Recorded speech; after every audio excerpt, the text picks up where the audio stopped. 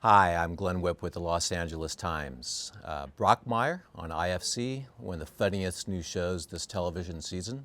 Joining us today from the show, she plays Jules, owner of a minor league baseball team and booster of white wine on the rocks, Amanda Peet.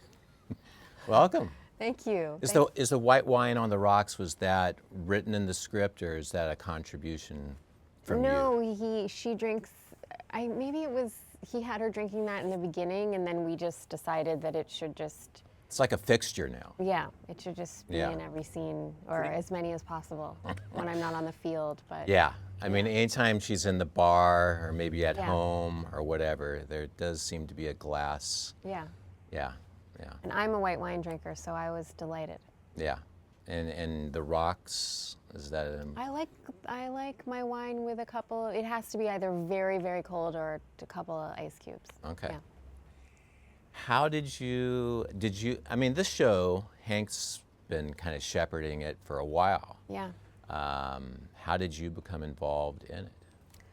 Well, they came to me a little bit before shooting, and I started reading it. I just really liked the writing, and I liked how no nonsense Jules is, and I like the idea of a middle-aged woman who's not interested in children or marriage, and is Yeah. just obsessed with her baseball team and her town. And so I think that was sort of a breath of fresh air, in my opinion. Right. So, and I love Hank, so it's kind of a no-brainer. Yeah.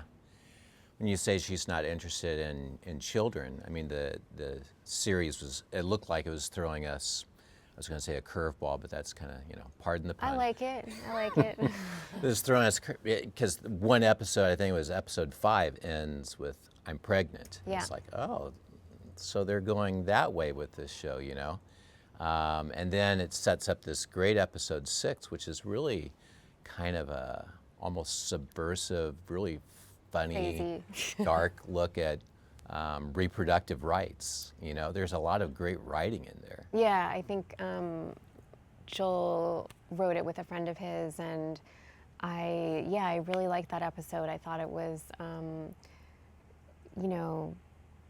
I guess it sounds simplistic, but I thought it was a very feminist take on the decision and just the little things like they have to drive to Pittsburgh because there's no Planned Parenthood, and all these little things that Joel put in there that I think are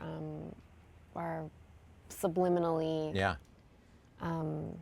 hitting on something that's going on right now in our country. So I liked that part of it, and then also just really fun to play, and Hank is so hilarious in it. And No, I mean, bonkers. they're talking in the bar about, okay, well, I think she asks the woman tending bar, Yes. and she shares her story. Yes. And she's like, wasn't she the one that she said she had like a diaper full of rocks thrown Yeah. at her head? Yeah. I mean, it was all these like funny, like insane lines, but again, kind of speaking to what it's like now in a lot of places. Yeah, and it's hard because, she's sort of a delicious character, but sort of a dingbat, and, I'm not altogether a likable character, so, but for such a small comedy, it's weirdly a little bit complicated, Brockmire. I think there are a lot of different things going on at once, a lot of layers, things that Joel is interested in, and I think it's pretty easy to talk about America if you're going to talk about baseball. So, With baseball, the show was kind of a learning curve for you. Yeah. I keep using curve, don't I? yeah, but it's apropos. I like it. But you're not a huge baseball person. No, I don't understand baseball, and as a result of that, I think it's boring. But I am the same way about UFC. My husband watches UFC fights, and to me, it just looks like they're hugging against the cage and just standing there, Right. like breathing on each other, sweaty. And he explained, and apparently there are little things going on. Like little jabs. I guess, yeah, or one is trying to, I don't know, that doesn't look to me like somebody putting someone in a headlock or attempting anything. It just looks like hugging. But apparently something's going on. I feel the same way about baseball. Apparently something's going on, but I don't know what it is. Yeah. Nobody's on first base, and nobody makes it to first base. Well, they Every do. blue moon, someone makes it to first base, but my God, they should make it closer or easier or something. Yeah. I understand you watched Ken Burns' baseball. Yeah. I thought that was just like pretty funny. I mean, this really serious. Did you watch all 118 parts or? I think maybe I only got to the 70s or the 60s. Yeah. So, you know, but it does even bring out weird feelings of nostalgia in me. Oh yeah. And right. weird feelings that are just about being American and Americana, and it's bizarre because I mean, I think I've been to about 4 baseball games in my life, and I remember my dad taking us on the subway, the elevated subway, to see the Yankees probably in the mid-70s. But I don't remember. Mid-70s Bronx is a different, Yeah. different experience. Yeah. Yeah. I think that was my favorite part, was the subway ride. It got less interesting after we got off the subway, to me. And was that you said you've been to like 4? Have you been to any Dodger games or? No. Is your husband a Dodgers fan or a baseball fan No, at he's a all? New Yorker, Oh, okay. so So no. So he's a baseball fan. He's not Yeah. that into baseball. He's, you know, he'll watch, but he prefers other sports. But Hank was there to kind of bring you up to speed Yes. on anything you needed Yes. to know. Tyrell and I were completely in the dark, and we would just, you know, we didn't have a huge budget, so sometimes we'd be responding to things happening in a game, and the camera would be on us, and, you know, Hank would just be like, okay, look over there, and then look over there and be really happy. And we were like, okay. Because somebody made it to first base. Right? Yeah. Yeah. And I was like, wow, Ken Burns' documentary was really helpful. I'm glad I spent those Doris 12 Kearns hours. Goodwin, Yeah. thank you. Yeah. Yeah. One thing, well, you know, and it's interesting. I was reading an interview that you and Hank did, I think, on set, like when you were shooting it. You shot it in the summer. Yeah. Last yeah. summer. Boy, was that a mistake. Yeah. But you weren't wearing the wool coat. No, mean, I can't. I don't know how he did that. I was a big baby I guess we should say it was shot in the summer in Georgia. in Atlanta, Georgia, Yeah. and Macon, Georgia. Yeah. It's like 100 degrees. So yeah, I'm watching after I read those interviews. All those sleeveless tops for Yeah. you. Yeah. That's great. Hank's out there in that like armor wool Yeah. coat. Horrible. But he was saying that like there's, you know, he was describing the show and he said there's nothing romantic about this show at all. And you're like, what are you talking about? Because there is like a really nice connection between the characters. Don't you think? I think so. I thought so all along when I read it. I mean, it is kind of a romantic comedy. It's, I mean, it's definitely Brockmire's story, but I think this part of it is really fun. And Yeah. so, yeah, I think it's kind of romantic. It's not sentimental, but they like each other. They like each other. They're good for each other, I They're guess. knocking boots. Yes, they are. I guess that scene where, because he likes to give play-by-play, Brockmire does, on Yes. pretty much everything in his life. Yeah, so that was a disaster for me. Yeah. When they're knocking boots. Yeah. I'm going to say it, I was unprofessional. Yeah. I had Hank Azaria in between my legs, you know, faking sex, as we actors do. Strange job for a grown-up. And he was narrating everything that he was imagining we were doing, and I just couldn't stop laughing. I just couldn't. So I tried to hide from the camera so that they could at least get something on film that was usable. But it was very difficult. When you say you were trying to hide, Well, so we had camera only on one side, so Hank was like this, and the camera was here, so I just kind of would just look over here and be like hysterically laughing, crying. And Hank was the professional one who would, yeah. And he wasn't trying. I mean, he was just doing his. I don't know how he does it. I Yeah. don't know how he does it. It is so ridiculous and hilarious. Yeah. I could see him just probably going through life, being able to have that talent to. Yeah, he just, Yeah. he's an incredible mimic, and it's really fun. Yeah, but I think one of the things that makes the show work is you said it is a complex show. It's working on a lot of different levels, and one of them I think is that connection. That's somewhat surprising that you like feel like these two people are right for each other. Like when Brockmire's ex-wife shows up on the front porch. You guys are on the front porch of the bar, yeah, yeah. And there's a look on Jules' face like, oh, I don't like this. Wow. Yeah, yeah. Yeah, I mean, like I said, I think it started out as just this sort of short form, really brilliant kind of gimmick. And I think in order to make it into a series, Joel really had to ground it and make real things happen. And they really committed to that. So. Are you stoked that season 2? There's a season 2. I'm so stoked. Yeah. I love that you just said stoked. I'm very I'm from San stoked. Diego. It's yeah. Yeah, it's a tough market out there, and I'm so happy for Hank and for all of us, and hopefully we won't shoot in 100-degree weather again. But yeah, that's. But there are worse things, but I'm just saying. Right. But this is the kind of part.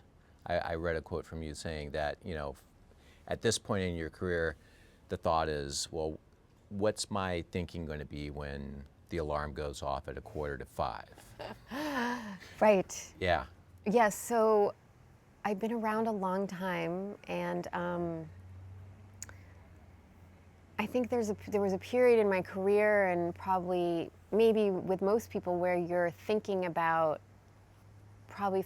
hype a little too much, instead of thinking about just look at this thing for what it is for right now. Do you want to do this? Right. And it's been really liberating, and it's made me much happier thinking about things the other way. And sometimes you're wrong. Sometimes you can't tell something's brilliant on the page, and then somehow it doesn't translate. But yeah, that's what I would say to young people who are trying to become actors. Like I feel like I spent too much time just chasing something and not really thinking, what do I enjoy? What part of this is enjoyable, and what part of it am I okay at and should pursue that only and not think about other stuff? Well, your last job before Brockmire, Togetherness, I mean, that had spoiled you too. Yeah, that's just, it's ruined me. It's over. That was terrible. Yeah. I mean, what do you think Alex and Tina are doing right now? Aww. But it ended on, they were maybe going to have. They were knocking boots too. They were knocking boots, and with the idea of there was a baby possibility Possibly, there. yeah. What kind of parents do you think they would be? I don't want to think about it, but you don't want to think about it because it makes you sad, or well, you don't want to think about it because Alex and Tina maybe not. They'd make better parents than Jules and Brockmire. That's true. There's that, probably right? true. Yeah. I mean, I think the scene in Brockmire where Brockmire snorts up the abortion pill is probably he's not good father material. Yeah. Yeah. Yeah, they like to party, Yeah. and that's an important part of their leisure time and the way they relate to each other, and they're really unapologetic about that. It's kind of refreshing. I don't think that's going to change, is it? I don't see that. think it's part of the discussion, Yeah. Yeah. which is really sort of refreshing too. Right. So no thoughts on where Alex and Tina are. You don't want to say. I hope they're together somewhere. Yeah. In some. Was there ever any talk that another network could pick that up? Do you know? 'Cause it happened so suddenly. It was I don't know. I think we weren't allowed to do that. I don't know. Oh, okay. Yeah. Okay. All right. I just work here. All right. We've been asking everyone who comes in these questions, so I'm scared. I'm gonna throw them your way. Don't Are be they scared. about baseball? that would be scary. If, I will if we're fail. asking. Yeah. No. Oh, okay. What was the last show that you binge watched? Okay. I'm a mother of 3 children. I fall asleep like at 9:08. So I don't know if you can call it binge watching, but I'm watching The Crown. And Claire Foy is not possible how brilliant she is. She is off the charts. I just. Yeah. Have you talked to her? I have not. Get her She's in in here. England right now. Who cares? I think she's so brilliant that it's She is great. Yeah. fucking crazy. Yeah. Do you have to bleep that? Is it live? I don't know. Yeah. It's, Oh well. no one heard. Sorry. She's really good. It makes me crazy. So when you say you're not, you have 3 kids, it's taking you're some savoring each episode. It can't go that quickly because I just can't stay up that late. Right. Yeah. So you're binge watching season 3 of Teletubbies or something. Well, your kids are, how old are your Blue's kids Clues. now? Blue's Clues is Max and Ruby, Blue's Clues, and actually, we just started watching The Wonder Years. So I'm watching The Wonder Years and The Crown, both. The Wonder Years with the kids. Yes, Wonder Years with the Okay. kids. Even Okay. though Molly's a little too young for it, what can you do? If you could go back and be on any classic TV show, What? The first thing that came into my head was Cagney and Lacey. Oh my God! Why are you laughing? You're like 18. She was like 2 when that came out. yeah. That's the first thing that went through my head is me, Sarah Paulson, Cagney and Lacey. Oh, wow. Pristine. That would be pretty good. With like really strong New York accents, and we both get in shape, which how could that happen? Are we too old already? That's the other question. No. It's like we might be. No. That when you hit middle age, it's really hard to determine how old people are in relation to you. You suddenly are just in this weird dead zone. I don't know how old they were, Cagney and Lacey. I don't know how old they were. 30s or 40s? What do you think? I would say 30s. Yeah, probably. And that's But upsetting. It's like I'm too old to be think- Cagney and Lacey. I think if you and Sarah wanted to make that show happen, I have a torn labrum. Like I'd be running after the guy, and then I'd go to Cedars. that's what stunt people are for. Oh yeah. Yeah. Yeah, They that's could, true. They could sub in somebody for that. What was your first acting job? Do you remember? Does that mean you got paid for it? Yeah. First professional acting job. It was a Skittles commercial. Yeah. Well, do you count that? Okay, it was a play called Winter Lies on Theater Row. I like the Skittles commercial. Yeah, it was a play. My Yeah. proper acting job was a play called Winter Lies that was on Theater Row. It was a new play. It was with Bobby Lupone, who runs MCC in New York, and I'm pretty sure I was absolutely dreadful. Yeah. Yeah, How old were you? 22-ish, Yeah. 20. What'd you learn from that job that maybe you've? Not a whole lot, probably. Yeah. I'm serious. I learned that I have horrible, horrible stage fright. So maybe theater isn't. I mean, you've probably gotten over that, right? Well, there's a really great period. There's a really horrible period where you're really nervous.